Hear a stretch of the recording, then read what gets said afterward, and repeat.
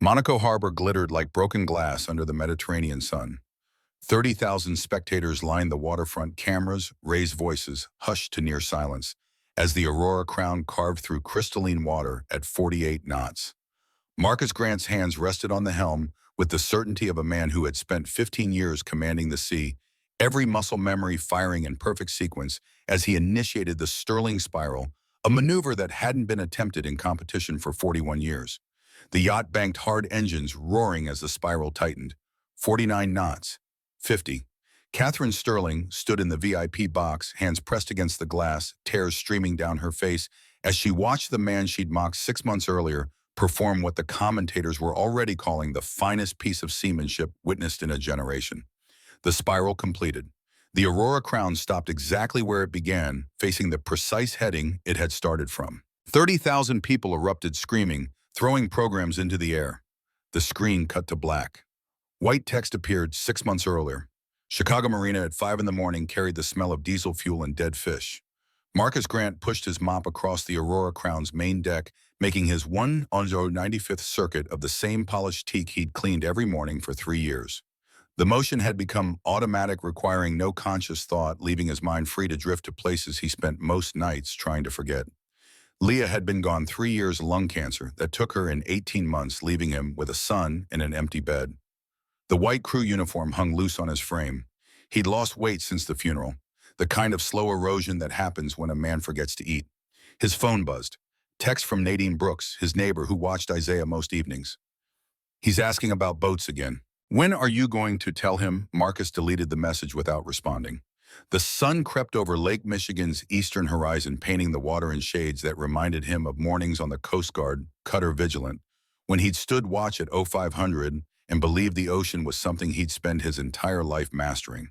That man felt like someone else now. He finished the deck, moved to the corridor outside the executive boardroom. Through the frosted glass, he could see shapes moving, hear muffled voices discussing quarterly projections. Victoria Cross's silhouette was distinctive, even in shadow, rigid posture, sharp gestures. The door opened. Victoria emerged, phone pressed to her ear, coffee cup in her opposite hand. She didn't look at Marcus as she passed, didn't acknowledge his existence.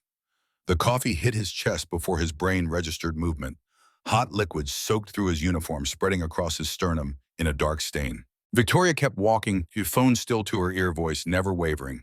No apology, no glance backward, just the continued sound of her heels clicking against polished floor. Marcus stood perfectly still. The coffee dripped onto the deck he'd just cleaned. 3 years, 52 incidents. 52 times he'd swallowed his rage, changed his shirt, and kept working because Isaiah needed food and the electric bill didn't pay itself. Rachel Klein, a stewardess barely out of college, passed by with her hand over her mouth, shoulders shaking with barely suppressed laughter. He collected his mop and headed to the supply closet. Russ Donovan was waiting there, arms crossed. 64 years old, built like a man who'd spent 4 decades working on vessels with hands that could splice cable or break a jaw, depending on circumstance.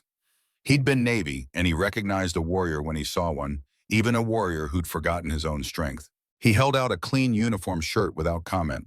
Marcus took it, began changing in the narrow space between shelving units. Russ pulled a manila folder from his bag.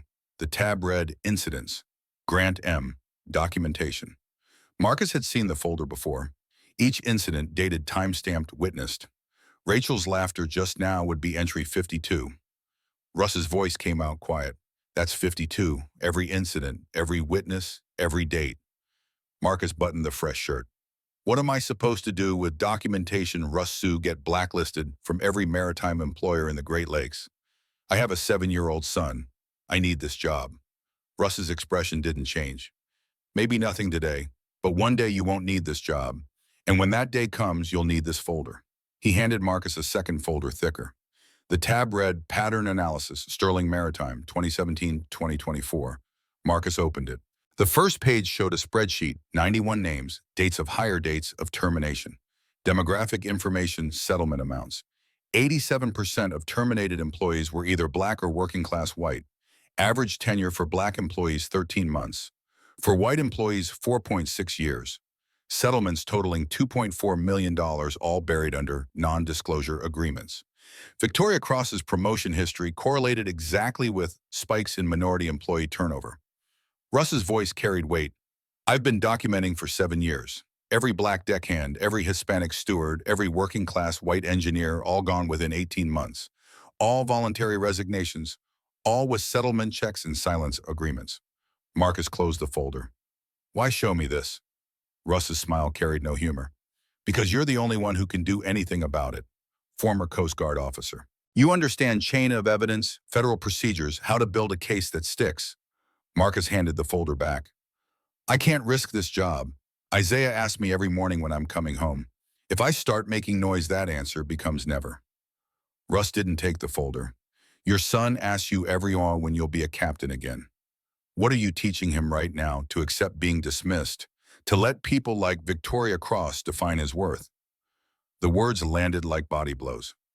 Marcus had been asking himself the same questions for 3 years. He took the folder. Russ gave a small nod of satisfaction.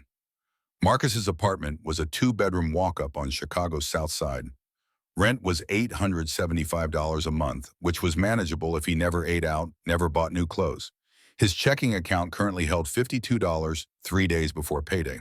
Isaiah Grant had his mother's eyes warm brown that went amber in direct sunlight, and his father's stubborn chin. 7 years old, first grade reading at a 3rd grade level because Leah had started him on chapter books before she got sick, and Marcus had kept the tradition alive. The boy was at the kitchen table when Marcus walked in at 6:15 p.m. drawing with colored pencils. The drawing showed a sailboat with 2 stick figures on the deck. Above the boat, written in careful block letters, Dad plus me, bigger than the sky. Marcus's chest tightened. He'd said those words to Isaiah once, trying to explain how ships worked.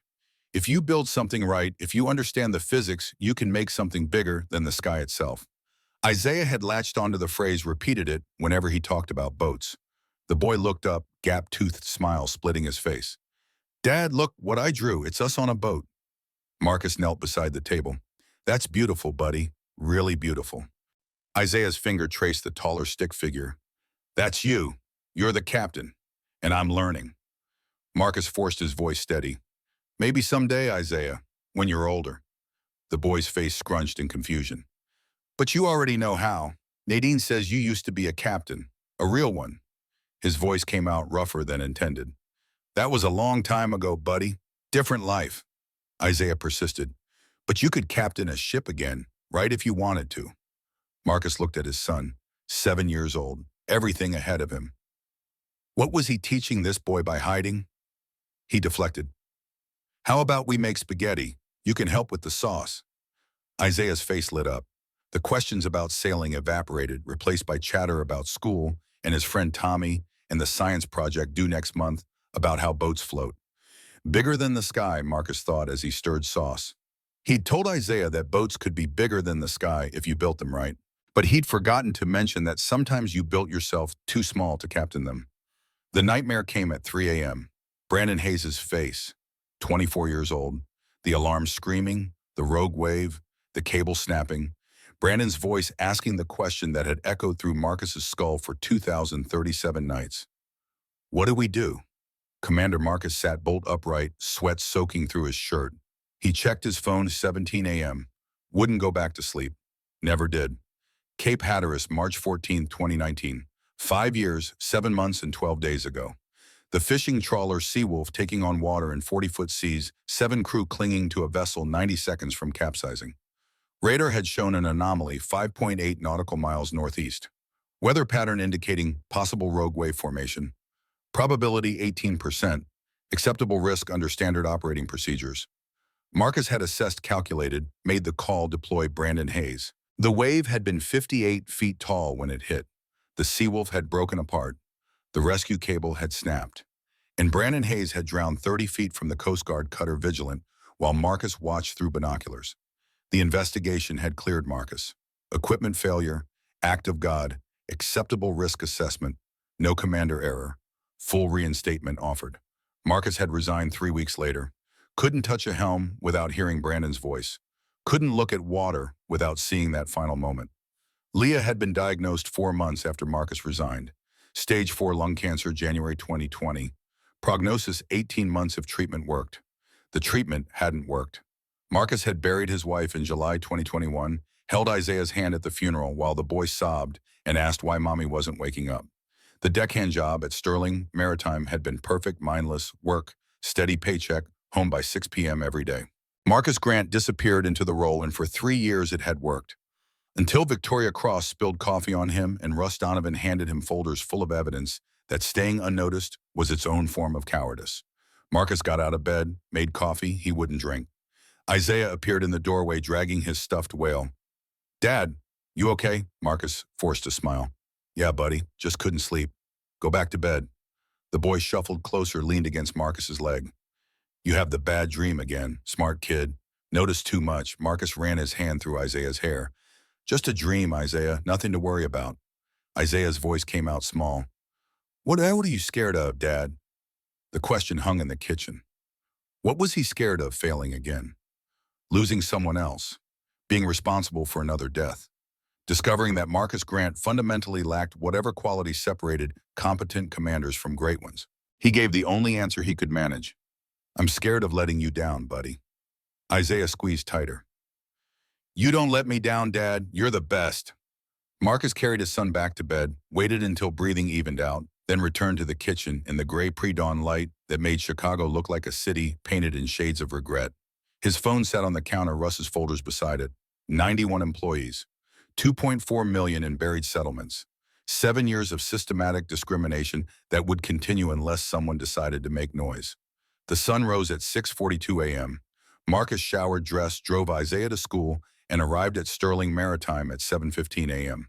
The Aurora Crown sat in its berth like a monument to wealth he'd never touch. $90 million of precision engineering capable of crossing oceans, commanding seas. Marcus had captained vessels like this once. Not Yacht's Coast Guard cutters designed for rescue, but the principle was the same. He hadn't made that decision with Brandon Hayes. Had made the wrong call. Had paid for it every night since. The alarm started screaming at 10:47 a.m. Marcus was in the corridor near the engine room when he heard it, the high-pitched wail that meant something had gone catastrophically wrong. Crew members ran past him. He followed on instinct. The engine room was chaos. David Garrison, chief engineer, stood by the starboard engine with terror on his face. Digital readouts showed temperature climbing into red zones. Automatic shutdown protocols had engaged, but something had failed. Garrison's voice cracked. "We're dead in the water. Emergency haul out in 20 minutes, or the engine seizes $30,000 in repairs minimum." 3 engineers clustered around the console arguing. None doing anything useful. Marcus stepped forward. "It's a coolant pump cavitation issue. You need to execute a manual bypass." Garrison spun around, saw the deckhand uniform. "Unless you're a marine engineer, get out." Marcus's voice came out calm, certain. "I'm not. But I was damage control officer on USCG Cutter Stratton for 6 years. I've run this exact procedure 40 times. Manual bypass, bleed the pressure, restore flow. 11 minutes if you move now." Garrison stared at him. Marcus was already moving toward the control panel. The next 11 minutes were pure muscle memory. Identify the blockage point, isolate the system, execute manual bypass, bleed excess pressure, monitor temperature drop, reinitialize primary flow.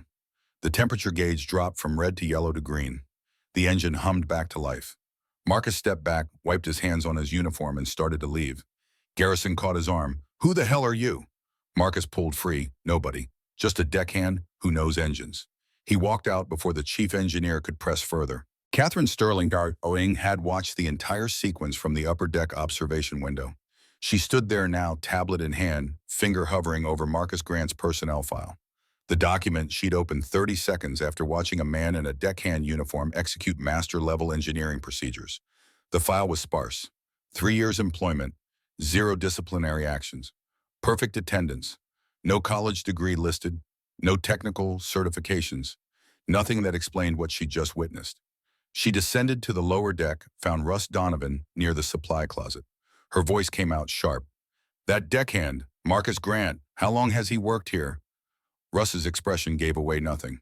3 years, ma'am." Catherine studied the older man's face. "And he's been cleaning decks that entire time." Russ met her eyes. "That's what he asked for. Quiet work, no responsibility. Home by 6 p.m. every day. No questions." The implication hung between them. Marcus Grant was hiding. The question was why. She didn't push further, not yet. but she made a mental note to revisit Marcus Grant's file when she had time to ask harder questions. Isaiah Grant punched Tommy Henderson in the face at 1:47 p.m. during recess at Marquette Elementary School. The fight lasted 6 seconds. Both boys were marched to Principal Walsh's office. Nadine Brooks arrived first. She found Isaiah sitting with arms crossed, jaw set, in stubborn defiance that reminded her of his father. Principal Walsh gestured Nadine into her office. Isaiah struck another student. This is his first incident, but I need to understand what prompted it. Nadine looked at Isaiah. Want to tell me what happened, baby? Isaiah's voice came out tight, furious. Tommy said my dad can't sail boats. He said black people don't captain boats. He said they just clean them. The principal's expression shifted discomfort, recognition that this conversation was about to get complicated. Nadine's voice went very quiet. And where did Tommy learn that? Tommy's mother arrived before anyone could answer. Shelley Henderson took one look at her son's split lip and her face went red. Shelley's voice came out shrill. That boy attacked my son. I want him expelled. Principal Walsh raised a hand. Mrs. Henderson, please. We're gathering information. Shelley pointed at Isaiah. There's nothing to gather. Look at Tommy's face. Nadine stood slowly, putting herself between Shelley Henderson and Isaiah. That child has a name. Isaiah. And before you start calling him violent, maybe ask your son what he said to provoke a fight. Shelley's face went from red to purple. Tommy doesn't provoke. He's a good boy from a good family. The implication hung in the air. Good family, not like Isaiah's family. Nadine's voice dropped to something dangerous. Isaiah's father works 65 hours a week, never misses bedtime. Isaiah reads 2 grades ahead because Marcus Grant is a spectacular father who puts his son first every single day. Principal Walsh intervened. Mrs. Brooks, please. Nadine turned on the principal. You want to talk productive? Let's talk about why an 8-year-old thinks black people can't be captains. Where did Tommy Henderson learn that? The principal's expression closed down. I can assure you this school has zero tolerance for discrimination. Nadine cut her off. Then perhaps you should address why one of your students felt comfortable saying black people only clean boats. Because Isaiah's father was a United States Coast Guard lieutenant commander before he worked as a deckhand. Maybe Tommy should learn that. The room went silent. Shelley Henderson's mouth opened and closed without sound. Principal Walsh looked like she'd been slapped. Tommy stared at Isaiah with new uncertainty. Isaiah sat up straighter, some of the fight draining from his posture. His father had been a lieutenant commander. A real captain. Tommy Henderson was wrong. Principal Walsh recovered. I see. Well, that changes things somewhat. Nadine wasn't done. Isaiah will serve whatever punishment you decide is appropriate for fighting. But before that happens, I want Tommy Henderson to explain where he learned that black people can't be captains. Shelley Henderson grabbed Tommy's hand. We're leaving.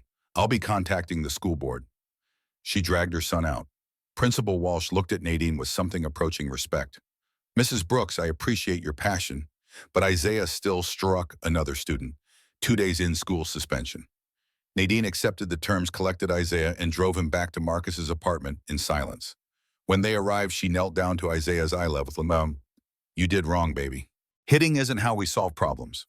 Isaiah's voice came out small. I know. Nadine pulled him into a hug. But I understand why you did it. Isaiah's face pressed against her shoulder. Is it true? Was Dad really a lieutenant commander? Nadine's chest tightened. Yeah, baby, he was. A real captain. Saved people's lives. Was a hero. Isaiah pulled back, eyes wet. Then why did Tommy say? Nadine cut him off gently. Because some people are small. They make themselves feel big by making other people feel small. But your daddy, he's bigger than the sky, Isaiah, and one day he's going to remember that. She called Marcus at 3:30 p.m., left a voicemail. Isaiah's okay, but he got in a fight at school, punched a kid who said black people can't be captains. 2-day suspension. And Marcus? He was defending you because he believes in you. Maybe it's time you believed in yourself. Marcus listened to the message at 6:05 p.m. sitting in his car outside the apartment building. His hands gripped the steering wheel hard enough to make his knuckles white. Isaiah had fought for him, had punched another kid because someone tried to erase who Marcus had been. 7 years old, already learning that the world would try to diminish him. Marcus climbed the stairs, found Isaiah at the kitchen table doing homework, avoiding eye contact. He sat down across from his son. Nadine told me what happened. Isaiah's pencil stilled. I'm sorry. Marcus reached across the table, lifted Isaiah's chin. Don't apologize for standing up for what's right, But hitting isn't the answer, buddy. You understand that? Isaiah nodded miserably. Marcus's voice went softer. Tommy Henderson was wrong about me, about black people, about everything, but you don't teach people they're wrong by punching them. Isaiah's eyes filled with tears. He said you only clean boats. He said you weren't a real captain. Marcus took a breath. I was a captain, Isaiah. Lieutenant commander in the Coast Guard. For 15 years. Rescued people. Commanded ships. Did important work. Isaiah's voice came out barely above a whisper. Then why did you stop? The question Marcus had been avoiding for 3 years. He tried. I lost someone. A young man under my command. And after that, I couldn't sail anymore. Couldn't be responsible for other people's lives when I'd already failed someone who trusted me. Isaiah processed this. But you didn't mean to lose him, right? Marcus's throat closed up. No, I didn't mean to. Isaiah reached across the table, put his small hand over Marcus's larger one. Then it wasn't your fault. Accidents happen. That's what Mrs. Walsh says. The simplicity of it broke something in Marcus's chest. A 7-year-old's logic cutting through 3 years of self-recrimination. Accidents happen. Not everything that goes wrong is someone's fault. Brandon Hayes had died in an accident. The investigation had confirmed it.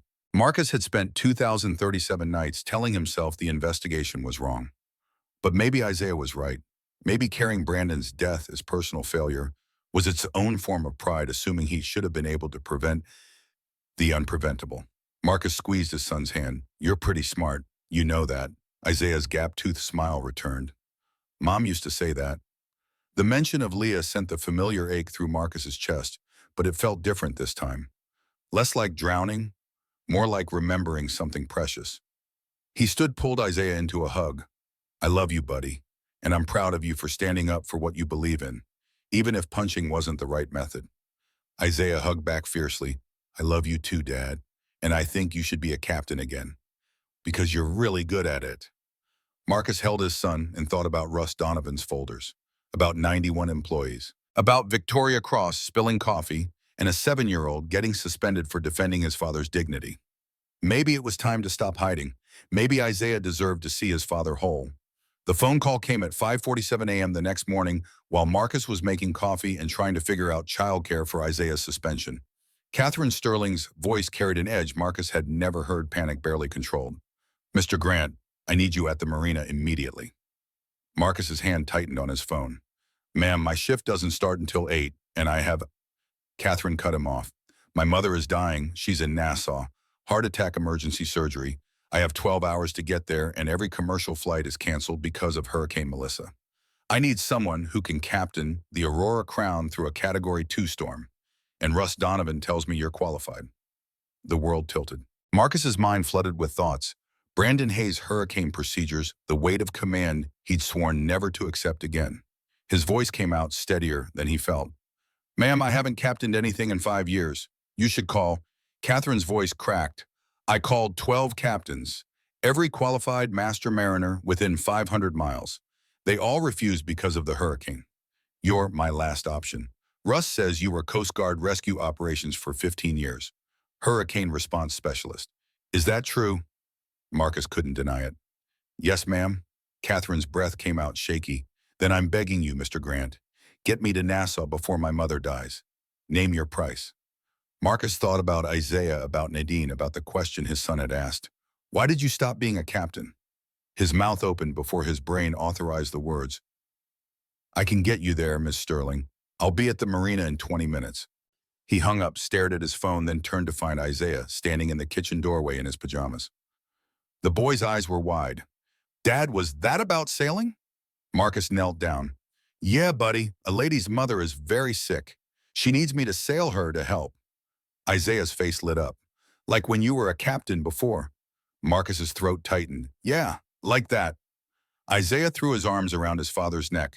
Mom told me you'd sail again. She told me in my dream last week. She said she's proud of you. Marcus held his son and felt something crack open in his chest, not breaking, but opening. He called Nadine, explained the situation, got her agreement to watch Isaiah. Then he went to his bedroom, to the dresser, to the drawer he hadn't opened in 3 years.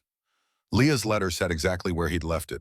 White envelope, her handwriting in blue ink, for Marcus, when you're ready to sail again.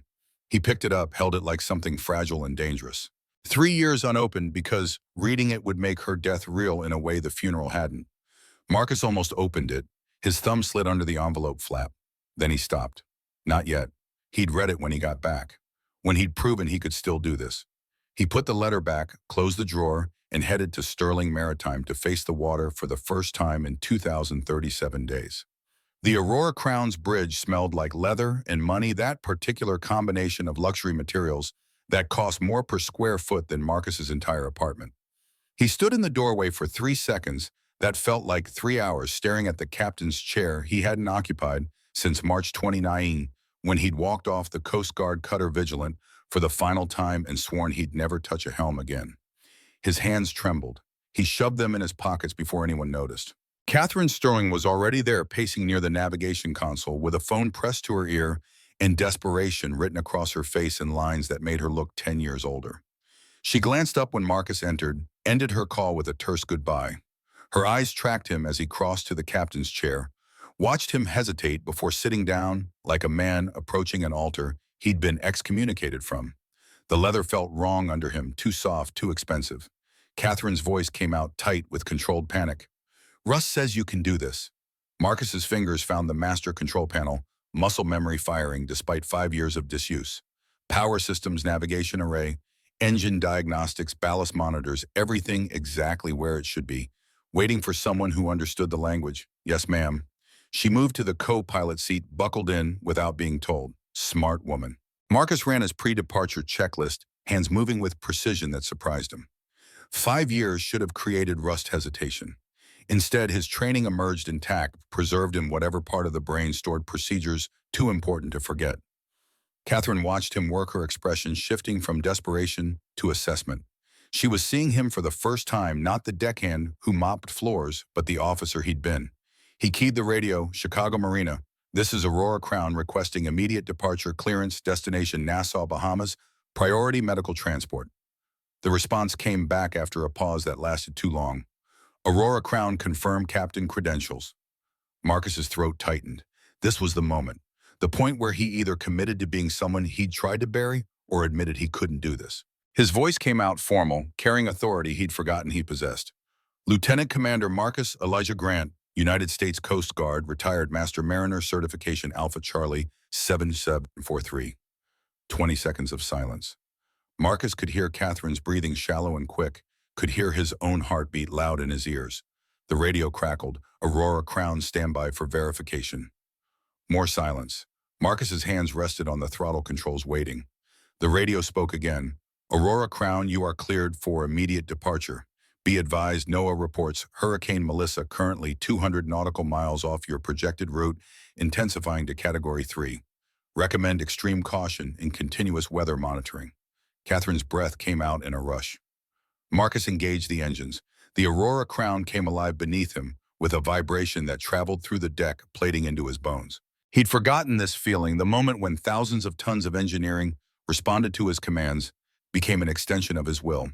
He released the dock lines through remote controls, watched the monitors as automated systems retracted the moorings. The yacht drifted backward under minimal reverse thrust, exactly as he'd calculated. Victoria Cross stood on the dock, phone in hand, recording everything. Her face carried an expression Marcus couldn't quite read. Disbelief mixed with something darker.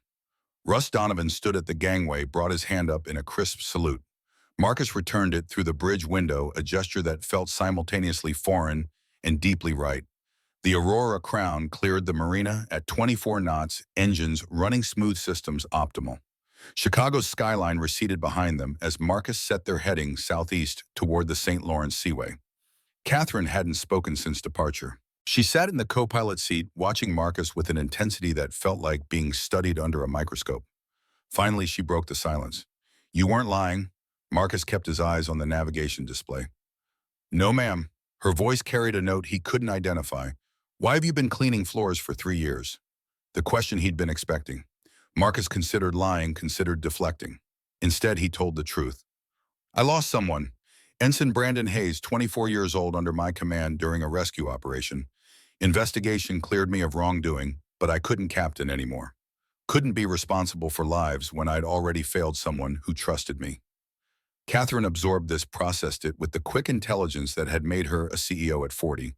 And now Marcus's jaw tightened. Now your mother is dying, and you need someone who knows how to navigate through a hurricane. So I'm doing what needs to be done. She accepted that and went quiet again.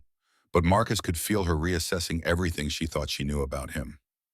2 hours into the voyage, Catherine's phone buzzed. She answered. He listened for 30 seconds, then her face went pale. Her voice came out, strangled. How long ago? Why wasn't I notified immediately? Marcus kept his attention split between navigation and Catherine's conversation. Catherine ended the call, sat motionless for 10 seconds before speaking.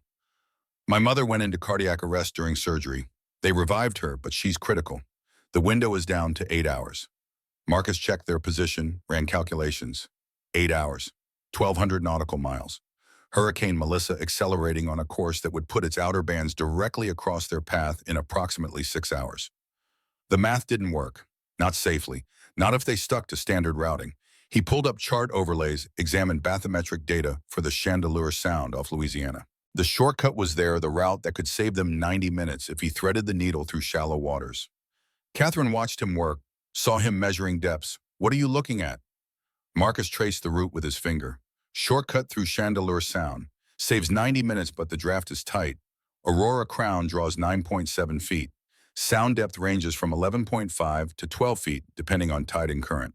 Her voice went sharp. What's the margin? Marcus met her eyes. Between 1.8 and 2.3 feet. If my calculations are off by 8 inches, we run aground. $90 million yacht sinks. We both die. Catherine didn't flinch. And if we don't take the shortcut, Marcus switched displays, showed her the hurricane track. Hurricane Melissa catches us in open Gulf waters. Category 3 by then. Survival odds are worse than the shortcut. She studied the screen, processed the choice probable death versus possible death. Her answer came without hesitation. My mother has 8 hours. Take the shortcut. Marcus nodded, adjusted their course heading, and committed them to a path that would either prove his competence or confirm every doubt that had kept him landlocked for 5 years. The call came into Victoria Cross's office at 8:47 a.m. Chicago time while she was reviewing quarterly projections. Richard Hayes's voice carried entitled irritation. Victoria, I just heard Catherine left on the Aurora Crown this morning, with a deckhand as captain, a black deckhand. Victoria leaned back in her chair, recognized opportunity. Marcus Grant, former Coast Guard apparently. Catherine made an emergency decision. Richard's tone sharpened. What are his actual qualifications? Victoria pulled up Marcus's file. Service record shows Lieutenant Commander rank, rescue operations, 15 years experience. But he's been mopping floors for 3 years. That raises questions about why a supposedly qualified officer would hide in a deckhand position. Richard's breathing changed. What else is he hiding then? Men don't go from commanding operations to cleaning toilets without reason. Could be disciplinary issues. Could be incompetence the Coast Guard covered up. Victoria's smile was audible. I'm concerned about liability exposure, Richard. If anything happens to Catherine or that yacht, the board will be held responsible for allowing unvetted personnel to assume command. Richard took the bait. Document everything. Communications, departure logs, witness statements. If this goes badly, Catherine's judgment will be questioned. The board may need to intervene. Victoria ended the call and opened a new document, incident report, Aurora Crown departure, October 2024. She began typing, building a narrative that would position Catherine's decision as reckless endangerment. By the time she finished, the document read like a legal brief prepared for litigation. She saved it, sent copies to 3 board members. Then she pulled up Marcus Grant's Coast Guard service record, the complete version that required federal information requests. The file landed in her inbox at 10:15 a.m., 73 pages of performance reviews, commendations, and incident reports. She scrolled until she found what she was looking for. Incident report. Rescue operation failure. March 14, 2019. 7 pages detailing the death of Ensign Brandon Hayes during a rescue mission. Rogue wave equipment, failure, acceptable risk assessment. Investigation concluded no commander error. Full exoneration. Victoria read it twice, looking for the angle. The investigation had cleared Marcus of wrongdoing, but investigations could be wrong or politically motivated. She composed an email to an anonymous maritime blogger. Potential story. Sterling Maritime CEO currently at sea with captain who has fatality in his service record. Coast Guard investigation cleared him, but questions remain. Interested. The response came back in minutes. Send me everything you have. Victoria attached Marcus's service record with the incident report highlighted, then sat back and waited for the story to go viral. And Catherine Sterling would be facing a board vote on her continued fitness to lead. Marcus pushed the Aurora Crown to 26 knots, riding the edge of optimal fuel efficiency while maximizing speed. The yacht handled like a dream, responding to his commands with precision that made navigation feel less like work and more like conversation. Catherine had been quiet for the past hours, staring at her phone, refreshing hospital updates every 30 seconds. Finally, she spoke, voice raw. "My father will be at the hospital when I arrive." Marcus glanced at her, recognized the weight in those words. "How long since you've seen him?" Catherine's laugh came out bitter. 5 years. Since he told me I was destroying everything he'd built. Since my mother's stroke that he blamed on stress I caused. Since he decided I valued business over family and stopped speaking to me. The pain in her voice was familiar. Marcus knew what it felt like to carry guilt for hurting someone you loved. His voice came out gentler than intended. "What will you say to him?" Catherine's fingers tightened on her phone. "I don't know. Sorry feels inadequate. I love you feels presumptuous after 5 years of silence." Marcus thought about Brandon Hayes, about Leah, about all the conversations they'd never finished. Say you love him. Say you're sorry. Say anything, because I'd give everything to say one more word to the people I've lost. Don't waste the chance when you have it. Catherine turned to look at him, fully really seeing him. "Who did you lose besides Ensign Hayes?" Marcus kept his eyes on the navigation display.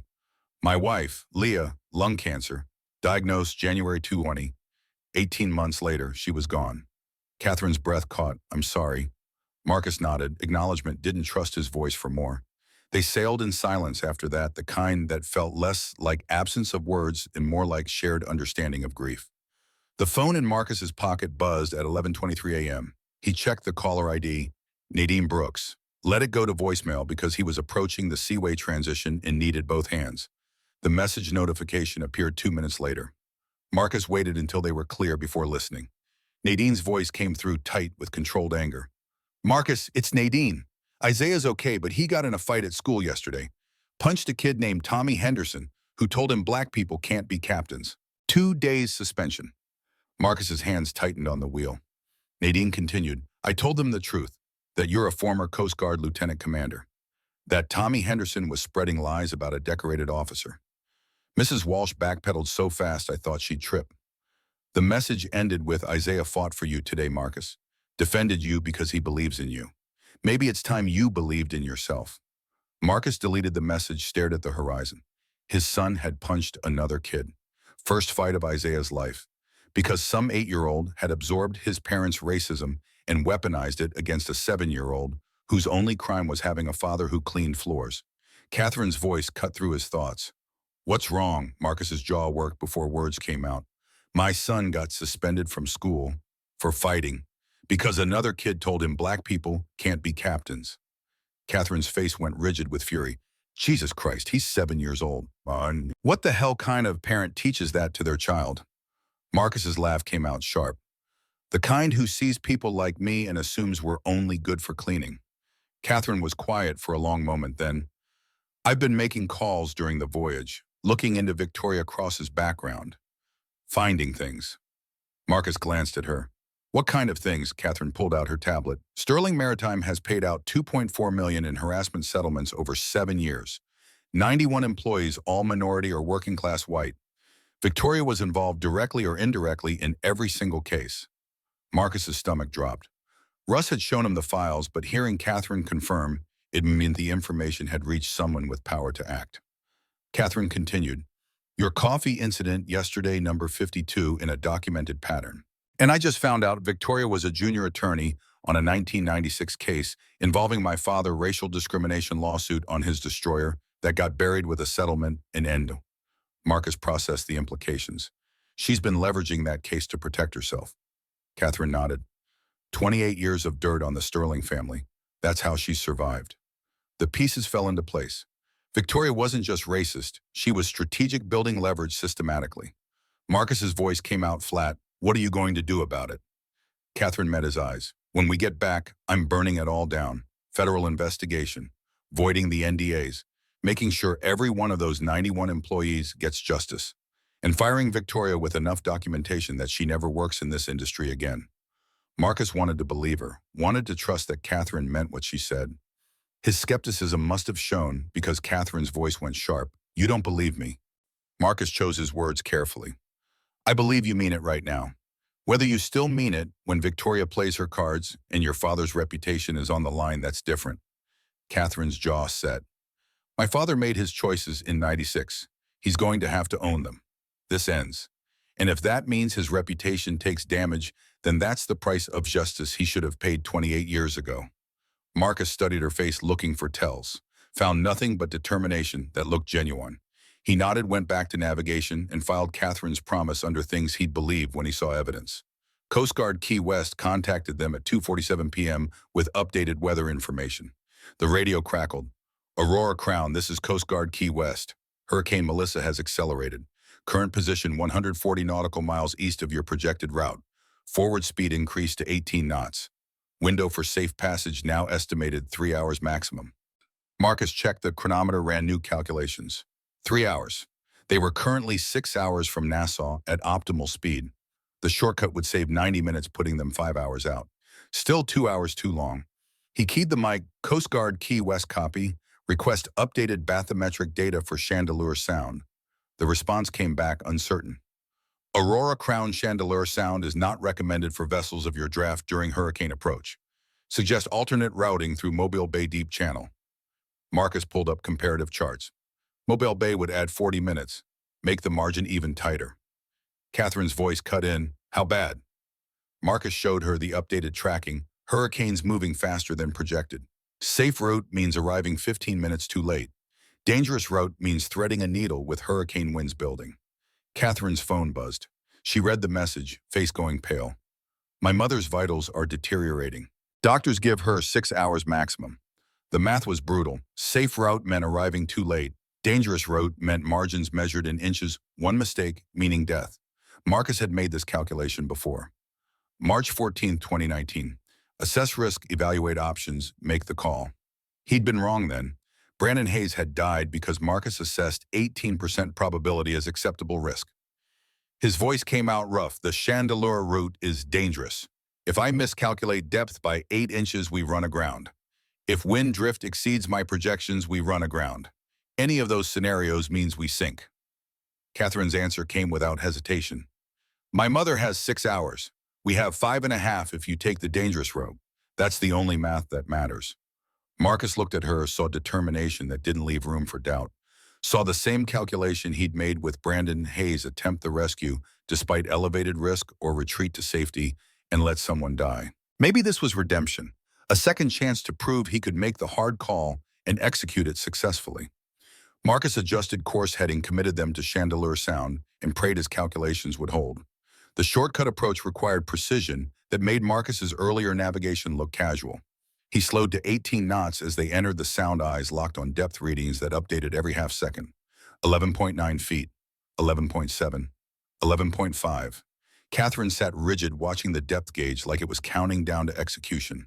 The Aurora Crown drew 9.7 feet. That left them between 1.8 and 2.3 feet of clearance, 18 inches to 2 feet. The margin between life and death measured in less space than Isaiah's height. Marcus adjusted heading 0.3 degrees to starboard, following bathymetric contours that existed in his head as a three-dimensional model. Every calculation assuming perfect conditions, physics behaving exactly as predicted. 11.3 feet, 11.1, 11.0. Catherine's breathing quickened. Marcus kept his own respiration controlled. 10.8 feet, 10.6. The clearance dropped to less than 12 inches. Marcus could feel the subtle changes in water resistance. His hands made micro-adjustments, responding to data his conscious mind hadn't fully processed. Pure skill, the accumulation of 15 years translated into muscle memory. 10.4 feet, 10.2. Catherine made a sound in her throat that might have been prayer. 10.0 feet, 9.9. 3 inches of clearance. The width of Marcus's hand. Marcus's voice came out absolutely calm. Trust the instruments. Trust the physics. The depth gauge held at 9.9 feet for 17 seconds that felt like 17 hours. Then it ticked upward, 10.0, 10.2, 10.5. They were through. The sound opened up ahead, depth increasing to 11.8 feet, 12.3, 13.0. Marcus exhaled for what felt like the first time in 5 minutes. Increased speed back to 24 knots. Catherine's voice came out shaky. Did we just clear that by 3 inches? Marcus kept his eyes forward. About 1.2 inches at the narrowest point, but 3 inches sounds better. Catherine started laughing, the kind of slightly hysterical sound that came from surviving something that should have killed you. When she finally stopped, her voice carried something new. Not just respect, but awe. That was the most insane thing I've ever witnessed. Marcus shook his head. That was calculated risk executed with acceptable margins. Catherine studied him.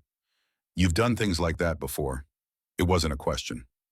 Marcus answered anyway. Rescue operations in 40-foot seas. Night extractions with zero visibility.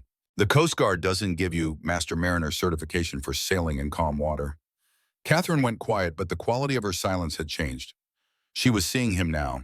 Lieutenant Commander Marcus Grant, who'd spent 15 years mastering one of the most demanding professions in maritime service.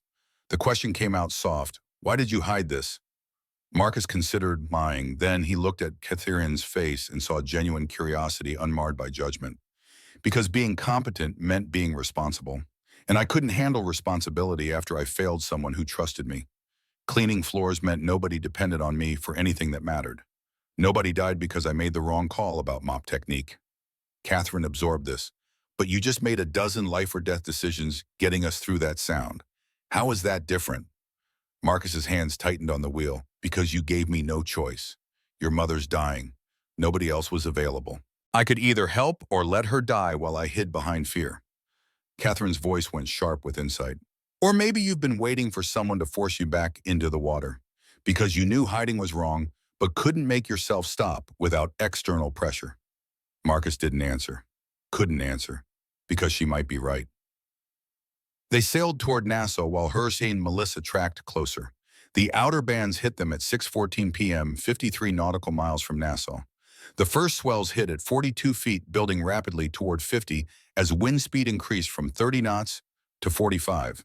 Rain reduced visibility to less than 200 feet.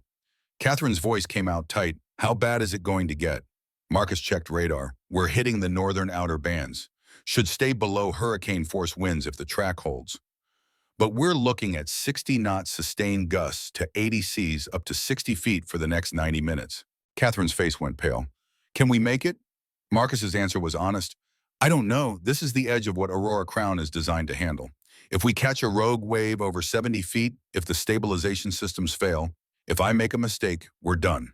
Catherine nodded, strapped her safety harness tighter, and went quiet. The swells built to 55 feet, massive walls of water that the Aurora Crown climbed and descended with stomach-dropping regularity. Marcus rode the rhythm, timing his heading adjustments to take swells at optimal angles. Lightning flashed, illuminating towering waves. Thunder followed close enough to rattle the bridge windows. The wind screamed against Aurora Crown's superstructure. Marcus had been through worse, but those missions had been on Coast Guard cutters designed for extreme weather. Aurora Crown was tough, but she wasn't a warship. A swell hit them at 62 feet, larger than the surrounding pattern. Marcus saw it coming 3 seconds before impact, made split-second calculations, committed to a course correction. The Aurora Crown climbed the wave face at a 30-degree angle, engine screaming, bow pointing toward invisible sky. They reached the crest, hung suspended, then dropped down the backside. The impact at the trough sent shudders through the hull. Equipment rattled. Something crashed in the galley. The yacht tilted to port at 42 degrees, held there for 3 seconds, then slowly righted to 38, 32, 25. Catherine's voice came out strangled. Jesus Christ, Marcus. Marcus's hands stayed steady. Aurora Crown's rated to 45 degrees. We had 3 degrees of margin. Catherine's laugh sounded hysterical. 3 degrees sounds a lot like 3 inches in that sound. Marcus allowed himself a small smile. I'm consistent, at least. They rode the storm for another hour, Marcus making constant micro-adjustments. The swells gradually decreased 58 feet, 53, 47, 40. By 7:45 p.m., they'd cleared the worst of it. Rain was still heavy, but visibility had improved to 500 feet. Wind had dropped to 40 knots. Seas were down to 35 feet. Nassau's lights appeared through the rain at 8:02 p.m. like salvation made visible. Marcus keyed the radio. Nassau Harbor Control, this is Aurora Crown requesting emergency priority docking medical evacuation. The response came immediately. Aurora Crown, you are cleared for Pier 7 emergency medical transport standing by. Captain Grant, that was one hell of a crossing. Finest seamanship I've witnessed in 30 years. Marcus didn't respond to the compliment, focused on approach navigation. He brought Aurora Crown in at 12 knots, reduced to 6 as they approached the pier, executed a docking that was soft enough that Catherine barely felt the hull touch. He shut down the engines, sat back, and realized his hands were shaking from adrenaline crash. Catherine unbuckled, stood on legs that weren't entirely steady, then pulled him into a hug that felt desperate and grateful. Her voice came out muffled against his shoulder. You saved my life. You saved my mother's life. You did something impossible. Marcus awkwardly returned the embrace. Just did my job, ma'am. Catherine pulled back, tears streaming. Your job was mopping floors. This was something else. This was heroic. Marcus shook his head. This was physics and procedure. Nothing heroic about executing training. Catherine studied his face, seemed about to argue, then checked her phone and her expression shifted to pure panic. My mother, I need to get to the hospital now. She was out of the bridge before Marcus could respond, running toward the gangway.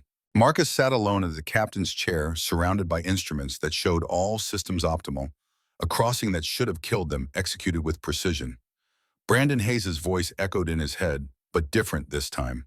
Hell of a job, Commander, Marcus whispered to the empty bridge. Thanks for riding with me, Brandon. He walked to the gangway and stepped onto Nassau soil as the sun set over a harbor he'd reached against impossible odds. The Nassau hospital smelled like antiseptic and desperation, that particular combination of industrial cleaning products and human fear that made Marcus's throat close up with memories of sitting in Chicago oncology wards watching Leah fade. Catherine disappeared through emergency doors before he could offer support, leaving him alone in a waiting room filled with other people's crises. His phone showed 63 missed calls and 412 notifications. Marcus stared at the numbers without comprehension, brain too fried from 18 hours of navigation to process what could possibly generate that much attention. He thumbed through recent calls. Russ Donovan, 17 times. Nadine Brooks, 8 times. Numbers he didn't recognize, area codes from cities he'd never visited. The first voicemail was Russ' voice, tight with urgency. Marcus, don't read the news. Don't look at social media. Just call me back immediately. Marcus's stomach dropped. He opened a news app, typed his own name into the search bar, and watched his world detonate. Sterling Maritime and Danger CEO with troubled captain blazed across his screen in letters that felt like physical blows. The article detailed Brandon Hayes' death with language carefully designed to imply negligence the Coast Guard had covered up. Anonymous sources questioned Marcus's fitness for command. Speculation about why a supposedly qualified officer would spend 3 years mopping floors painted pictures of incompetence, cowardice, disgrace. The comments section was worse. Hundreds of maritime professionals and random internet strangers dissecting his service record, his choices, his worth as a human being. Half called him a murderer who'd killed a white sailor and escaped justice through bureaucratic protection. The other half called him a diversity hire who'd never deserved his rank in the first place. Marcus sat in a plastic chair and watched his reputation burn in real time. His phone buzzed. Nadine's name appeared on screen. He answered because ignoring her would only make things worse. I saw. Nadine's voice came through sharp with protective fury. Baby, this is garbage. Lies built on taking facts out of context. You were cleared. The investigation was thorough. Anyone with half a brain who reads the actual report knows you did nothing wrong. Marcus's voice came out flat dead. Doesn't matter. The damage is done. By the time I get back to Chicago, Sterling Maritime will have fired me to protect their reputation. Catherine will pretend this voyage never happened, and I'll be unemployable in maritime work anywhere in the country. Nadine's tone shifted to something fiercer. Catherine Sterling called me 3 hours ago, from the middle of a damn hurricane. Told me to tell you that when you get back, she's promoting you to chief captain and burning Victoria Cross's career to the ground. Direct quote, Marcus Grant saved my life and my mother's life. I will destroy anyone who tries to destroy him. Marcus wanted to believe that, wanted to trust that Catherine meant what she'd said during the voyage, that she'd stand by him when the board applied pressure and Victoria deployed her leverage. But he'd been disappointed before by people who promised support until it became inconvenient. His voice stayed cautious. She said that before the article went viral, before board members started calling for her head, before this became a choice between me and her career. Nadine made a dismissive sound. That woman sailed through a hurricane with you, watched you thread needles that should have killed you both. She knows exactly who you are and what you're worth. Have some faith, Marcus. Marcus wanted faith, wanted to believe the universe occasionally worked out in favor of people who tried to do right. But Brandon Hayes had tried to do right, had followed Marcus's orders and deployed into conditions he'd been trained to handle, and he'd died anyway because sometimes trying wasn't enough. He ended the call with promises to contact Nadine. When he knew more, then sat in the waiting room and watched strangers grieve, while his phone continued exploding with notifications he didn't have energy to process. Admiral William Sterling found Marcus at 9:47 p.m., sitting in the same plastic chair, staring at the same wall, trapped in the same spiral of thoughts that led nowhere productive. The Admiral was 69 years old, built like a man who'd spent 40 years in Navy service, with silver hair cut military short and eyes that had witnessed things most people couldn't imagine. He wore civilian clothes but carried himself with bearing that announced his rank to anyone who understood the language. He sat in the chair beside Marcus without invitation. "You brought my daughter through Hurricane Melissa." Marcus's voice came out rough from disuse. "Yes, sir." William studied him with an intensity that felt like being assessed for fitness. "Russ Donovan sent me your service record. Full file, not the sanitized version Sterling Maritime saw. 15 years Coast Guard rescue operations. 2 distinguished service medals. Letter of commendation from the Commandant himself. Cape Hatteras Hurricane Response Station for 8 years. Marcus didn't respond. His record spoke for itself for whatever that was worth in a world where anonymous bloggers could destroy reputations overnight. William continued, voice carrying weight that made each word feel deliberate. "Also read the Brandon Hayes incident report. Full investigation findings, not the bullshit that Maritime Blogger published. Equipment failure during acceptable risk operation. No commander error. Recommendation for continued service and promotion track." Marcus's jaw tightened. Investigation was wrong. William's eyebrows rose. "How so?" Marcus met the Admiral's eyes. "I saw the radar anomaly. Assessed 18% probability of rogue wave formation. Gave deployment order anyway because 18% fell within acceptable risk parameters. Brandon Hayes died because I prioritized mission success over caution." William absorbed this, processed it with the experience of someone who'd commanded ships through situations where every decision carried consequences measured in lives. "So you made a calculated risk assessment based on available data and standard operating procedures. The risk materialized. Someone died, and you've been punishing yourself for 5 years because you believe you should have predicted the unpredictable." Marcus's voice went sharp. "I should have weighted the risk differently. Should have factored in that Brandon was young and inexperienced on his 4th deployment. Should have given more consideration to the fact that 18% isn't 0%. William's expression shifted to something that looked like recognition. "I lost my XO in 1996. Lieutenant Junior Grade Michael Rawlings, engine room fire on USS Thompson. 20 years we served together. Investigation cleared me of any wrongdoing, but I knew. I'd pushed our damage control drills to every other week instead of weekly because we were behind on maintenance schedules. That extra week meant slower response time when the fire started. 37 seconds slower according to after-action analysis. Michael died in those 37 seconds. Marcus went still, understanding dawning that Admiral William Sterling wasn't just making conversation. William continued, voice carrying pain that hadn't faded in 28 years. "I spent 2 years blaming myself. Stopped sailing. Couldn't look at water without seeing Michael's face. Then his widow Patricia showed up at my door.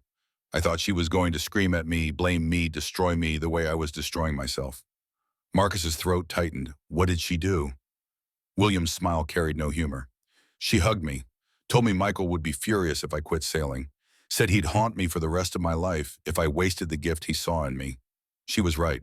Michael loved the Navy more than anything except Patricia. Throwing away my career because of guilt would have been an insult to everything he believed in." Marcus processed this, looked for the angle, the manipulation, the way this story was designed to make him feel better about choices that had gotten someone killed. Found nothing but honesty in William's face. The Admiral's voice dropped lower. "You stopped sailing because you carry Brandon Hayes. I kept sailing because I tried to forget Michael Rawlings. You want to know which approach was right? Neither, and both. Because there is no right way to carry the dead Marcus. You just carry them and keep moving forward, or you let them bury you too." The words hit Marcus like revelation. He'd spent 5 years assuming his guilt was appropriate penance, that hiding was the only ethical response to failure, that accepting invisibility was how you honored the people you'd lost. But maybe guilt without action was just another form of cowardice. Maybe the real way to honor Brandon Hayes was to keep sailing to be better to save the lives Brandon would have saved if he'd lived. Marcus's voice came out barely audible. How do you live with it? William met his eyes. By remembering that Michael's death doesn't erase the 100 people I saved before him or the 100 I saved after. By understanding that command means accepting you'll make decisions with incomplete information, and sometimes those decisions will be wrong. By sailing anyway because the alternative is letting fear win. They sat in silence after that, two men who'd lost people they commanded, who carried guilt that didn't respond to logic or investigation findings or time's passage. Finally, William spoke again. Catherine tells me you're the finest captain she's ever sailed with. Said you executed maneuvers she didn't think were possible. Made decisions that saved her life and her mother's life. That sounds like someone who should be mopping floors. Marcus's answer came honest. That sounds like someone who got lucky. Next time I might not be. William's laugh was short, sharp. Every captain gets lucky. The difference between good captains and great ones is that great captains make their own luck through skill preparation and refusing to quit when things get hard. You made your luck today, Marcus. Own it. Eleanor Sterling survived surgery but remained critical, surrounded by monitors and tubes and medical equipment that beeped with reassuring regularity. Catherine sat beside her mother's bed, holding a hand that felt too fragile, watching shallow breaths that proved life persisted despite trauma. William entered the room at 10:23 p.m., stopped in the doorway like a man unsure of his welcome. Catherine looked up, met her father's eyes for the first time in 5 years, and felt every word they'd never said hang between them like smoke. Eleanor's voice came out weak but clear.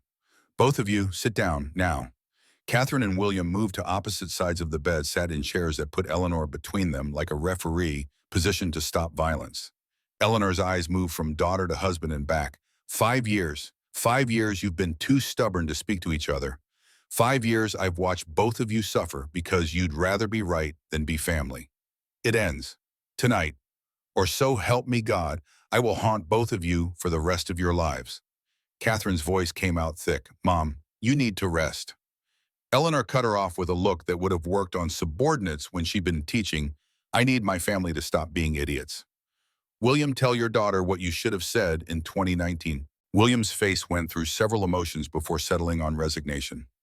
I was wrong about the company modernization, about blaming you for stress that contributed to your mother's stroke, about cutting you out instead of trusting that you knew what you were doing. I'm sorry, Catherine, for all of it. Catherine's chest went tight. She'd imagined this conversation 1,000 times, had scripted responses ranging from acceptance to rejection to fury. Now that it was happening, all her prepared words evaporated. Her answer came simple, honest. I'm sorry too, for not trying harder to make you understand the changes, for letting pride keep me from reaching out after Mom's stroke, for wasting 5 years being angry instead of fixing things. Eleanor's smile was small but genuine. See, that wasn't so hard. Now hug and stop being dramatic. Catherine stood, moved around the bed, and let her father pull her into an embrace that smelled like the cologne he'd worn her entire childhood. They held each other while Eleanor watched with satisfaction, and something that had been broken for 5 years began slowly knitting back together. When they separated, William's voice carried new weight. The young man who brought you here, Marcus Grant. I spoke with him, read his full service record. He's extraordinary, Catherine, and he's being destroyed in the media by people who don't understand what command actually requires. Catherine's expression hardened. Victoria Cross leaked his service record to a blogger, framed Brandon Hayes' death as negligence instead of the equipment failure the investigation documented. She's trying to use Marcus's past to force a board review of my judgment. William processed this, made connections that came from decades navigating Navy politics. Victoria Cross, junior attorney on the 1996 Thompson lawsuit. I remember her. Smart, ambitious, understood exactly how to weaponize information for maximum damage. Catherine pulled out her tablet, showed William the files Russ had compiled. She's been running the same playbook for 7 years at Sterling Maritime. 91 employees forced out through harassment and discrimination. 2.4 million in settlements buried under NDAs. And she's been using your 1996 case as leverage to protect herself whenever anyone gets close to exposing the pattern. William's face went pale. Jesus Christ, I gave her the blueprint. Catherine's voice stayed level. You made a mistake in 1996, stayed silent when you should have spoken up, protected your career instead of doing right. Victoria learned from that and turned it into systematic discrimination. But that ends now. William met his daughter's eyes. What do you need from me? Catherine's answer came without hesitation. I need you to come back to Sterling Maritime. Testify about 1996. Remove the leverage Victoria's been using. Help me burn this entire structure down and rebuild it correctly. William absorbed the magnitude of what she was asking. Public confession to 28-year-old wrongdoing, reputation damage, possible legal consequences from reopening cases settled under NDA. Everything he protected by staying silent offered up as sacrifice to fix what his silence had enabled. His answer matched his daughter's resolve. When do we start?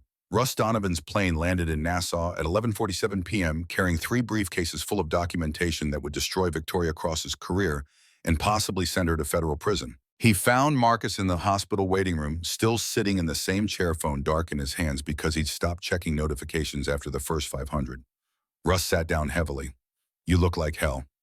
Marcus's laugh came out hollow. Read the news. Apparently I am hell. Incompetent killer who got a white sailor murdered and somehow convinced the Coast Guard to cover it up. Russ opened the first briefcase, pulled out a folder marked Cross V, Communications Archive. Victoria sent the blogger your service record with the investigation findings removed. Framed Brandon Hayes' death as negligence.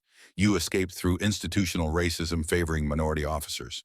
Also sent emails to 4 board members suggesting Catherine's judgment is compromised and you're a liability who should be terminated immediately. Marcus took the folder, flipped through printed emails that documented Victoria's campaign in detail. Why are you showing me this? Russ opened the second briefcase. Because tomorrow morning we're flying back to Chicago. Catherine's calling an emergency board meeting, and we're presenting evidence that will end Victoria Cross's career while simultaneously exonerating you and exposing 28 years of Sterling family complicity in discrimination. Marcus stared at the old man. Catherine agreed to this. Russ's smile carried satisfaction. Catherine ordered it. Admiral Sterling's testifying about the 1996 case. We're voiding all 91 NDAs on grounds they were procured through fraud and coercion. We're contacting the Department of Labor about federal investigation into industry-wide patterns. And we're making sure every person Victoria Cross hurt gets justice. Marcus wanted to believe it would work. Wanted to trust that evidence and testimony would overcome Victoria's political skills and board members' desire to avoid scandal. But he'd watched investigations clear him while his reputation burned, had seen truth matter less than narrative. His skepticism must have shown because Russ's voice went harder. This isn't Coast Guard bureaucracy trying to avoid bad publicity. This is Catherine Sterling willing to sacrifice her father's reputation and her company's short-term stock price to do the right thing. She's all in, Marcus. Question is whether you are. Marcus thought about Isaiah, about a 7-year-old who'd punched another kid for defending his father's honor. About Brandon Hayes, who'd trusted Marcus enough to deploy into dangerous conditions. About Leah, who'd left him a letter 3 years ago that he still hadn't read because opening it meant accepting she was gone. His voice came out steady. What do you need from me? Russ handed him the third briefcase. Your testimony, full account of the voyage, the navigation decisions, Catherine's responses. Documentation that she acted appropriately given emergency circumstances. Proof that you executed every procedure correctly despite not having captained anything in 5 years.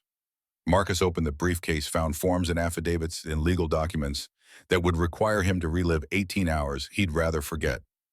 When Russ checked his watch, board meetings at 9 a.m. tomorrow, Chicago time. We have a chartered flight leaving Nassau at 6 a.m. That gives you 6 hours to sleep, review testimony, and prepare to defend yourself in front of 9 people who'll be deciding whether you're a hero or a liability. Marcus looked at the documentation, at the evidence that might save his reputation or might get dismissed as desperate counterattack by a disgraced officer and the CEO who'd been foolish enough to trust him. He started reading. The flight back to Chicago departed on schedule, Marcus running on 3 hours of sleep and enough coffee to wire him into jittery hyper-awareness. Catherine sat across from him in the private jet reviewing her own testimony, while her father occupied a seat near the front, making notes on legal pads with the focused intensity of a man preparing for battle. Marcus's phone had been silent since they'd boarded, but he knew the internet hadn't stopped.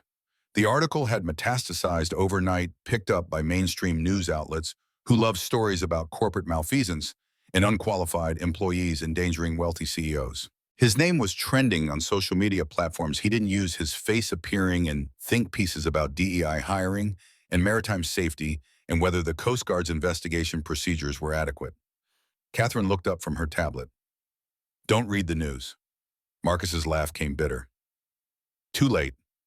Catherine set down her tablet, leaned forward. In 6 hours, we're walking into a board meeting where Victoria will try to destroy both of us. She'll paint you as incompetent and me as reckless. She'll use my father's 1996 case as leverage. She'll threaten to expose Sterling Maritime to lawsuits and federal investigation if we don't back down. Marcus waited for the but that had to be coming. Catherine didn't disappoint, but we have evidence she's been running a 7-year discrimination campaign. We have testimony from 91 employees. We have documentation of systematic harassment that violates federal law. And we have you, a decorated officer who executed a rescue operation that should have been impossible and made it look routine. Marcus's voice stayed flat. I'm also the officer who got Brandon Hayes killed. That's what people will remember, not the rescues that worked. Catherine's expression shifted to something fierce. Then we make them remember. We present the full context. We show them what command actually looks like when it's done right. We prove that one tragedy doesn't erase 15 years of excellence. Marcus wanted her confidence, wanted to believe that truth would matter more than narrative, that evidence would overcome emotion, that 9 board members would look past the headlines and see him as something other than the liability Victoria had painted. Admiral Williams spoke from the front of the cabin. Marcus, can I show you something? Marcus moved to the seat beside the Admiral. William pulled out his phone, brought up a maritime professional forum that Marcus had been avoiding. Read the comments, not the ones from random internet trolls, the ones from actual Coast Guard veterans and professional mariners. Marcus scrolled through, found comments from users with verified credentials. Served with LTCDR grant at Cape Hatteras, 2015 to 2017. Best officer I ever worked under. The Hayes incident was equipment failure, not command error. Anyone saying otherwise doesn't understand rescue operations. I was on the investigation team for the Hayes case. We went through everything with microscopic detail. Grant's risk assessment was textbook correct. The rogue wave probability was within acceptable parameters. This is a hit piece, not journalism. Retired Master Chief here. Ran damage control with Grant on USCG Stratton 2011-2014. That man saved my life twice and prevented a catastrophic engine failure that would have killed 8 people. He's forgotten more about seamanship than most captains will ever know. The comments continued, dozens of them, Coast Guard veterans and maritime professionals defending Marcus's record, calling out the blogger's distortions, providing context the article had deliberately omitted. William's voice came quiet. Your reputation isn't as destroyed as you think. The people who matter, the ones who actually understand what you do, they know the truth. Victoria Cross targeted the court of public opinion because she knew she'd lose in any court that actually examined evidence. Marcus read through more comments, felt something tight in his chest begin to loosen. He wasn't alone, wasn't universally condemned. People who'd served with him, who understood the reality of rescue operations, who knew the difference between tragedy and negligence, they were defending him. Catherine joined them, read over Marcus's shoulder. See, you're not the liability Victoria wants the board to believe you are. You're an asset she's trying to eliminate because you threaten her narrative. Marcus closed the phone, looked at Catherine and William. What happens if we lose? If the board votes to fire me and censure you? Catherine's smile carried zero humor. Then I resign as CEO, take my family's controlling interest in Sterling Maritime, and start a competing company that puts them out of business within 2 years. But we're not going to lose Marcus, because we have truth on our side and Victoria only has lies. Marcus wanted that certainty, wanted to believe the universe occasionally rewarded people who tried to do right instead of punishing them for daring to hope. He'd know in 4 hours whether Catherine's confidence was justified or just another promise that would evaporate when circumstances got difficult. Sterling Maritime's boardroom occupied the top floor of their Chicago headquarters, floor-to-ceiling windows overlooking the marina, where Aurora Crown sat berthed after Marcus had brought her through conditions that should have sunk her. 9 board members occupied seats around a table worth more than Marcus's annual salary. Victoria Cross sat at Catherine's right hand, the COO position that gave her authority to speak, but not vote, her expression carefully neutral, in a way that made Marcus's skin crawl. Richard Hayes sat at the head of the table opposite Catherine, using his position as board chairman to establish control. This emergency session has been called to address serious concerns about recent events involving the Aurora Crown and questions regarding OCO Catherine Sterling's judgment and crisis management. Catherine's voice cut in sharp and controlled. Before we proceed, I'm invoking Board Rule 17, right to present evidence in defense against allegations. I'm also requesting my father, Admiral William Sterling, retired, be permitted to testify as relevant witness. Richard's expression flickered with uncertainty. Your father has no standing in this company. Catherine's smile could have cut glass. My father is the original founder of Sterling Maritime's predecessor company and holds relevant information about patterns of discrimination that this board needs to hear. Unless you're suggesting we should avoid evidence that might complicate your preferred narrative? Richard's face reddened, but he had no procedural grounds to refuse. Very well, Admiral Sterling may testify, but this session will proceed in orderly fashion according to established protocols. Victoria's expression remained neutral, but Marcus saw tension in her shoulders, the subtle tells that indicated she hadn't expected Catherine to bring William into this fight. Richard continued. The board has reviewed the Maritime Blogger's article regarding Captain. He paused, making the title sound like mockery. Marcus Grant's service record and the death of Ensign Brandon Hayes. We've also reviewed communications from COO Victoria Cross expressing concern about Sterling Maritime's liability exposure given Mr. Grant's troubled history. Ms. Cross, please present your position. Victoria stood, moved to a presentation screen, brought up prepared slides that made Marcus's stomach clench. The first slide showed Brandon Hayes' official Coast Guard photo. Young blonde, smiling, everything a Navy recruiting poster wanted to project about American military service. Victoria's voice carried carefully modulated concern. Brandon Hayes was 24 years old when he died under Lieutenant Commander Grant's command. The official investigation concluded equipment failure, but several facts raised questions about whether that investigation was thorough or whether institutional pressures influenced its conclusions. She clicked to the next slide showing excerpts from the incident report, with context deliberately removed. Lieutenant Commander Grant gave deployment orders despite radar showing anomalies consistent with rogue wave probability. Ensign Hayes died 30 feet from the rescue vessel when cable equipment failed under stress loads. The question this board must answer, was this truly unforeseeable equipment failure, or was it command error disguised as mechanical malfunction? Marcus's hands tightened on the armrests of his chair. Victoria was doing exactly what the blogger had done, taking facts and reframing them to suggest negligence without directly accusing him of anything that could be disproven. Victoria continued, furthermore, Lieutenant Commander Grant resigned from the Coast Guard 3 weeks after this incident. Men who are confident in their innocence don't resign. They fight to clear their names. Mr. Grant's resignation suggests he knew something the investigation didn't find or chose to ignore. Catherine's voice cut through like a blade, or he was a grieving officer who'd lost someone under his command and couldn't continue regardless of legal culpability. But please continue with your character assassination disguised as due diligence. Richard shot Catherine a warning look, but didn't stop Victoria. Victoria clicked to another slide showing photos from the Aurora Crown departure. 3 days ago, CEO Sterling made an emergency decision to allow Mr. Grant, a deckhand with no recent command experience, to captain a $90 million yacht through Hurricane Melissa. This decision exposed Sterling Maritime to catastrophic liability and raised serious questions about Ms. Sterling's judgment under pressure. She paused for effect. I submit that while Ms. Sterling's desire to reach her mother was understandable, her decision to trust company assets and her own life to someone whose last command resulted in a fatality demonstrates impaired judgment that warrants board review.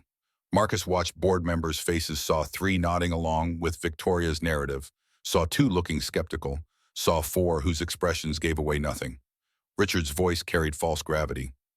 Thank you, Ms. Cross. Ms. Sterling, you have the floor for your defense.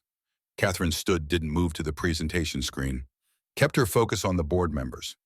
Everything Victoria just presented was technically factual and comprehensively dishonest. Yes, Brandon Hayes died.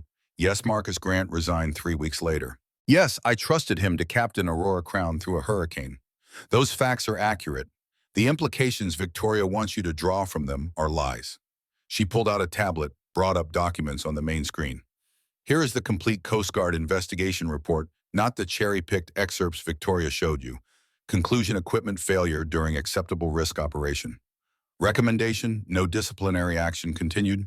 Service promotion track maintained. Investigation was conducted by 3 independent officers with no connection to Lieutenant Commander Grant. It was thorough, professional, and unequivocal. Catherine clicked through pages. Here is testimony from 8 Coast Guard veterans who served with Marcus Grant. All verified credentials, all willing to testify under oath.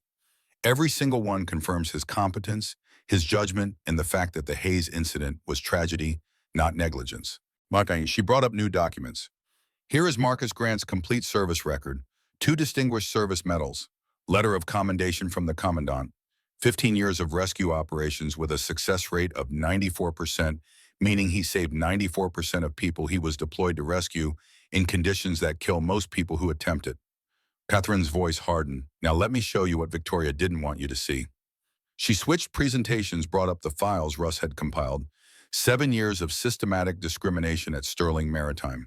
91 employees, predominantly black and working-class white, forced out through harassment and buried settlements. $2.4 million in hush money. All of it coordinated or directly executed by Victoria Cross. The boardroom went silent. Victoria's face remained neutral, but her hands gripped the table edge. Catherine continued relentless. Every incident documented. Every settlement agreement. Every NDA procured through coercion. Average tenure for minority employees 13 months. Average tenure for white employees 4.6 years. This isn't random variation. This is systematic discrimination that violates federal law. She brought up new slides. And here's how Victoria protected herself. In 1996, my father's destroyer faced a racial discrimination lawsuit.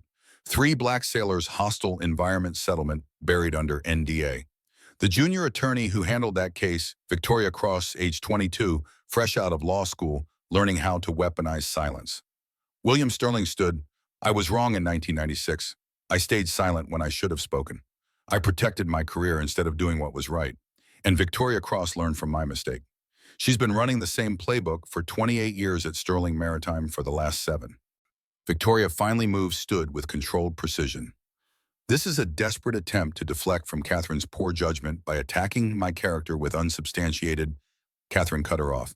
We have 91 signed affidavits from former employees willing to testify. We have recordings of your instructions to HR to bury complaints. We have emails where you coordinated settlements specifically to avoid creating patterns that would trigger federal review. Would you like me to play those recordings for the board? Victoria's mask slipped just for a second, showing fury beneath. Those communications are privileged. Catherine's smile was pure ice. They were privileged until you used company resources to conduct illegal discrimination. Attorney-client privilege doesn't protect criminal conspiracy, Victoria, and neither does 28 years of practice making you good at it. Richard Hayes tried to regain control. This is highly irregular. We need time to review these allegations. William interrupted. You need time to calculate whether protecting Victoria is worth federal investigation into your own conduct as board members who had oversight responsibility. Let me save you the deliberation. It's not worth it. The Department of Labor is opening an investigation regardless. The only question is whether you're defendants or witnesses. The room exploded. Board members talking over each other, Victoria demanding procedural objections be heard, Richard trying to restore order while his face went progressively redder. Catherine waited for the chaos to subside, then played her final card. Marcus Grant saved my life 3 days ago. He navigated through conditions that should have killed us both. He executed seamanship that professional captains are calling the finest they've witnessed in decades. And he did it after 5 years of being invisible because this company, this board, allowed Victoria Cross to create an environment where excellence was punished if it came from the wrong demographic. She looked directly at each board member. You have a choice. Fire me for trusting a decorated officer to do his job. Protect Victoria and face federal charges. Maintain the status quo and watch Sterling Maritime burn in public opinion and legal consequences. Or clean house, void the NDAs, cooperate with federal investigation, and rebuild this company with actual integrity. Catherine sat down. Vote however you want, but understand that I will make sure the world knows exactly what you decided and why. The vote took 3 hours of closed session deliberation that Marcus and Catherine spent in a conference room down the hall, drinking coffee that tasted like burnt rubber and waiting for their professional lives to end or transform. Russ sat with them, reviewing documents, making notes for the federal complaint he'd file if the vote went badly. William paced near the windows watching the marina, probably thinking about all the ways his confession had just complicated his legacy. Marcus's phone buzzed. Text from Nadine. Isaiah wants to know if you're okay. What should I tell him? Marcus typed back, tell him I'm fighting for what's right. Just like he did. Nadine's response came immediately. He says you're bigger than the sky. Always have been. Marcus stared at those words, felt them settle into his chest like weights and wings simultaneously. Catherine's voice broke his thoughts. Whatever happens in there, I want you to know you're the finest captain I've ever sailed with. And I'm honored I got to witness what you can do when circumstances force you to remember who you are. Marcus met her eyes. You barely know me. Catherine shook her head. I know you navigated through a hurricane with margins measured in inches. I know you made decisions under pressure that saved 2 lives. I know you spent 5 years hiding because you couldn't forgive yourself for a tragedy that wasn't your fault. That's everything I need to know about your character. William stopped pacing. The vote's taking too long. That either means they're genuinely deliberating or Victoria's deploying every piece of leverage she has and they're calculating costs. Russ looked up from his laptop. Department of Labor confirmed their opening investigation regardless of how this vote goes. I sent them everything an hour ago. Sterling Maritime's going to face federal scrutiny whether the board likes it or not. Marcus absorbed this, understood the implications. Catherine had just guaranteed her company would face federal investigation to protect him and 91 other employees Victoria had targeted. That wasn't politics. That was principle backed by willingness to accept consequences. The conference room door opened. Richard Hayes stood there, face unreadable. The board has reached a decision. They filed back into the boardroom. 9 board members sat in their seats, Victoria Cross notably absent.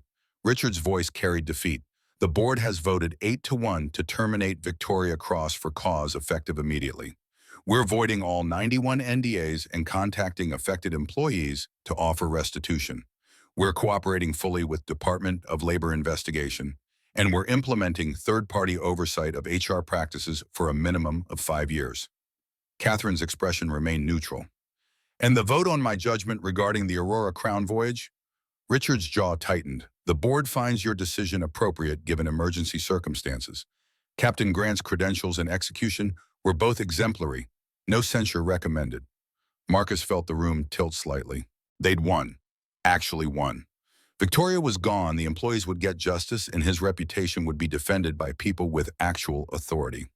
Richard continued, clearly hating every word. The board also votes to formally apologize to Captain Marcus Grant for any suggestion his service record or competence were in question. We recognize his actions during the Aurora Crown voyage as exceptional seamanship that reflects the highest standards of maritime professionalism. Catherine stood. Captain Grant will be appointed Chief Captain of Sterling Maritime effective immediately with full authority over fleet operations and captain certifications. Salary commensurate with his credentials and experience. Any objections? Silence. Richard shook his head. Catherine's smile could have lit cities. Then this meeting is adjourned. Marcus walked out of Sterling Maritime headquarters at 4:47 p.m. Chicago time. Employment status transformed from deckhand to chief captain. Reputation defended, future suddenly open in ways he hadn't imagined possible 3 days ago. His phone exploded with messages. Nadine sending congratulations. Former Coast Guard colleagues who'd seen the news offering support. Maritime industry contacts suggesting lunch meetings to discuss his next career moves. He ignored all of them, called Isaiah instead. The boy's voice came through, breathless with excitement. Dad, Nadine showed me the news. It says you're a hero. It says you saved someone's life in a hurricane. Marcus's throat went tight. I just did my job, buddy. Isaiah's voice went fierce with pride. You're a captain again. A real captain, just like I knew you would be. Marcus leaned against his car, looked up at the sky, felt tears he'd been holding for 3 days. Finally break free. Yeah, Isaiah, I'm a captain again. For real this time. Isaiah made a sound that might have been cheering. Mom was right. She said you'd sail again. She said you'd remember. Marcus's voice cracked. Your mom was smart about a lot of things. They talked for another 10 minutes, Isaiah babbling about telling Tommy Henderson that his dad was a real captain who saved people, about showing the news article to his teacher, about wanting to go sailing as soon as Marcus had time. When Marcus hung up, he sat in his car for a long moment, processing everything that had changed in 72 hours. He'd gone from invisible to celebrated, from hiding to commanding, from convinced he'd never sail again to chief captain of a major maritime company. Brandon Hayes's voice echoed one more time, but different now. "You did it, Commander. You're back," Marcus whispered to the empty car. "We did it together, Brandon. Couldn't have gotten here without you riding along." He started the engine, drove toward Nadine's apartment to pick up Isaiah, and let himself imagine a future where sailing wasn't something he ran from, but something he ran toward. That night, after Isaiah was asleep, Marcus stood in his bedroom, looking at the dresser drawer he hadn't opened in 3 years. The drawer where Leah's letter waited. His hands were steady as he pulled it open. The white envelope sat exactly where he'd left it, her handwriting in blue ink across the front, "For Marcus when you're ready to sail again." He picked it up, held it for a long moment, then broke the seal. 3 pages. Her handwriting, neat, clear, so achingly familiar that his chest hurt just looking at it. "My love, if you're reading this, it means you're finally ready to sail again. I knew you would be. You were born for the water, Marcus. Don't let grief make you forget." Marcus's vision blurred. He wiped his eyes, kept reading. "I know you stopped sailing because of Brandon Hayes. I know you blame yourself, even though everyone says it wasn't your fault. And I know that no matter what I say, you'll carry that weight until you decide to set it down." Her voice came through the words as clearly as if she were sitting beside him. "But here's what I need you to understand. You are not your worst moment. You are not the rescue that failed. You are not the man who couldn't save everyone." Marcus's throat tightened. "You are the man who held me when I cried. The man who stayed up all night with Isaiah when he was sick. The man who works a job he hates just to keep us safe. You are brave. You are strong. You are exactly the man I fell in love with." Tears fell onto the paper. He didn't wipe them away. "And one day when you're ready, I need you to sail again. Not for me, for Isaiah. He needs to see his father whole. He needs to know that mistakes don't define us. That failure isn't final. That courage isn't the absence of fear. It's moving forward anyway." Marcus thought about Isaiah, asking if his father was ever a captain, asking why he always looked at the water. "I wish I could be there when you get back on the water. I wish I could see your face when you remember who you really are. But if I can't, I need you to know this. I am so proud of you, not for what you achieve, but for who you are. For the man who keeps trying even when it hurts. For the father who loves our son more than anything. For the captain who will sail again when the time is right." Marcus was sobbing now, quietly in the darkness alone. "The ocean is waiting for you, baby. And so is the life you deserve. All my love forever and always, Leah. P.S. When you tell Isaiah about your sailing days, tell him I knew you'd find your way back. Tell him his daddy is a hero. Not because he never falls, but because he always gets back up." Marcus read the letter again and again, and a third time. By the second reading, the tears had slowed. By the third, he understood what she had been trying to tell him. He wasn't broken. He had never been broken. He had just been waiting, waiting for permission, waiting for the right moment, waiting for someone to tell him it was okay to live again. Leah had given him that permission 3 years ago in a letter he had been too afraid to open. Marcus folded the letter carefully, walked to the kitchen, and placed it on the refrigerator beside Isaiah's drawing. The sailboat, the 2 stick figures, the words "bigger than the sky," written in careful 7-year-old letters.